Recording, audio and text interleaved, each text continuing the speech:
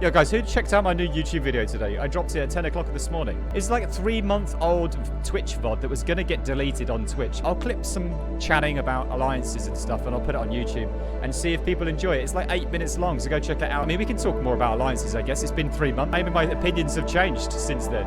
3 months is a long time, guys. Is this music too loud? Guys, this music's way too loud. You just don't even care. Okay. That was a bit loud. Now I don't have to shout. I can speak normally. Nice. We can have a proper conversation without people shouting at each other. Alliances, which century is this? We've had some forum updates, haven't we? But it isn't looking too good, guys. It's looking a little bit sleepy still. How many servers do we have in EU, guys? 20? 25? How many of those servers get along? With 27 servers in EU alone, it's pretty unsurprising, guys, that we don't all get along, right? Because I struggle to even name, like, 27 of your mums. Why make an alliance, guys? Why bother when no one likes each other? That is a question, isn't it? What do you think?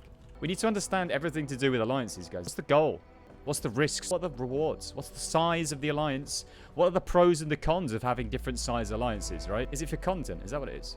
Why join an alliance? You're going to just be thrown into wherever, right? Are you going to be able to bandwagon? We still don't know. After 3 months, we still know nothing. We know the same amount of information.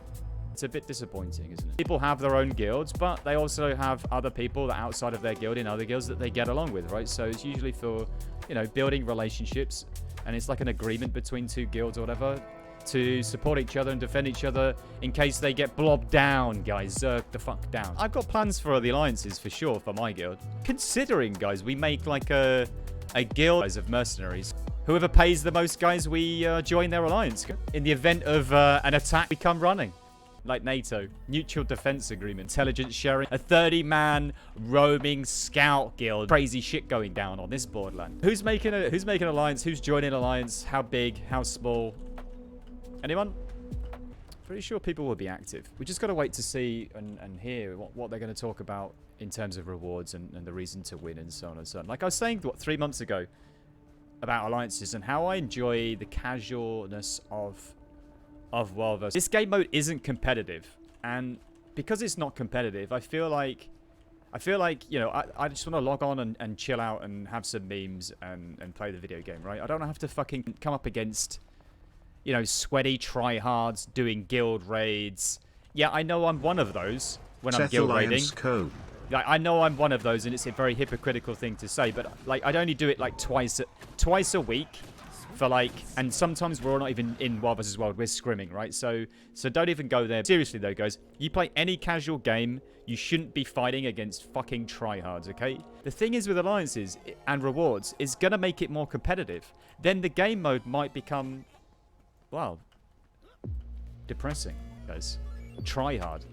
People will have to start, you know, actually getting better at the game. Is that what we want for Guild Wars 2 Wild vs. Wild? I mean, I don't want to pug stomp. But at the same time, I don't want the game to be competitive too much because that's going to take the fun out of it.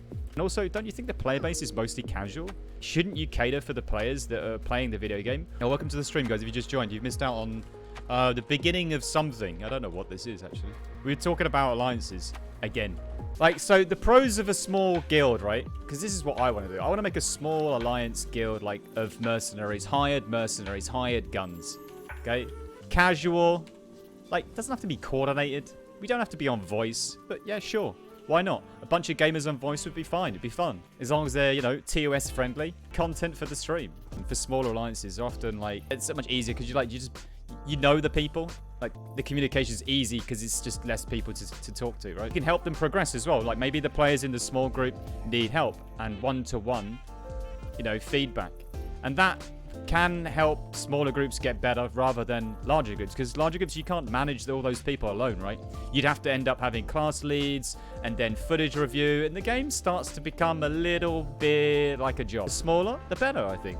It can be a little bit tricky to take on bigger groups, but let's talk about the pros a bit more. Decision making may be easier because there's not too many people in the guild. So what's the cons? Obviously, it's going to take longer to build Siege because you have less supply. Limited supplies, limited resources.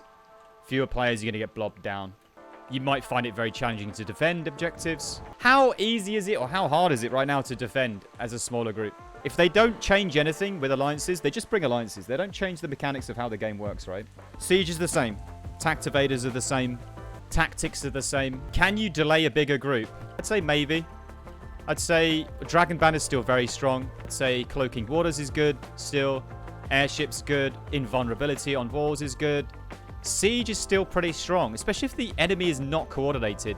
People die to Siege if they don't have meta builds, they don't have healers. If they don't have gamers, let's be honest. Attacking is still very hard. The game hasn't changed since 3 months, right? You've got Siege Disablers. You could just suicide onto the enemy Siege. Like, if you really wanted to win, if that's what the game's about, winning, and there's rewards for winning. If the rewards for killing players is better than rewards for winning, then obviously you're not gonna suicide. It might be a bit challenging to compete with the numbers and coordination of larger enemy group. Depends on how this big balance patch happens, boys. We have an infusion coming to Wild vs. Wild. We got Twitch drops this week. Yeah, lack of diversity with a smaller group, because less people means less variety. So, for instance, the con for smaller group is maybe you only have a few people that play one class. So if you have a bigger guild, you've probably got more flexibility in terms of people re-rolling to different classes. So with a smaller group, you might not be diverse to cover like all aspects of, I don't know, maybe you need healers one day, you know, and you don't have those gamers online. And with a smaller group, you rely on those people. Whereas on a bigger group, having more players, you have basically a bench, right? It's like football, you have a subs bench. So that's another con for small alliances. It was the positives for large alliances. A larger alliance benefits having more players, more people, more variety, more options. Overwhelm the enemy. Like, you're going to be able to hold objectives, multiple objectives with bigger groups, right? You can split your group and you'll still be big, right? People rage quit, you still have a lot of players online, right? That's another thing I didn't mention about smaller guild. If people rage quit in a smaller guild, you're fucked, because you don't have a pool of players. You gotta start recruiting now. I know you might be memeing and saying, oh, Alliances is not coming out till 2030, 2040. I'll probably be dead before I see fucking the light of day of Alliances. But hey, better to be prepared than not, right? More supply for larger alliances. That's the other thing. More supply, faster defenses, like, because you have more supply to repair and build Siege, right? So I didn't really mention, actually, the smaller alliances might actually have more fun than the larger alliances, because the fights might be more enjoyable. You feel like you are making a difference more than being in a big group. In a big group, you can kind of get carried somewhat, right? But with a smaller group, you feel more valuable. But yeah, upgrades and so on, running Doliacs, things like that. People splitting off into smaller groups in a big group from a big alliance. It enables you to do multiple things at the same time. So as a smaller guild, they'll maybe just doing one thing or two things. A larger guild could be doing 5, 6 things, right? Now, the cons of a larger group is lots of people means it can be challenging to coordinate. Communication can be more complex. People can disagree more heads, more bodies, more chefs in the kitchen, too many cooks in the kitchen. Could be conflicting interests, differing opinions. More people, more drama, right? That's always a thing. Internal rivalry. Maybe you invite somebody to the alliance that you like, but maybe there's somebody in the alliance that they don't like. You know, more people, more problems. And just managing a larger alliance requires, you know, effective organization. You need to quit your job, guys, okay? Quit your job, and the game can become unfun if you're taking too much on. But if you organize well and have the right people in place to help you out with stuff, then it makes it a lot easier and manageable, right? I mean, that could be a pro, right, of having a big alliance. More drama equals more smiles, right? That's true. That is true. Finding the right balance between size, coordination, and like goals and whatever is essential. What are you going to achieve if you do this? I think I'm going to make a small group. You know, in the context of Guild Wars 2 alliances, there is risks involved in both smaller and larger alliances, right? There's always going to be risks. There's a risk with everything.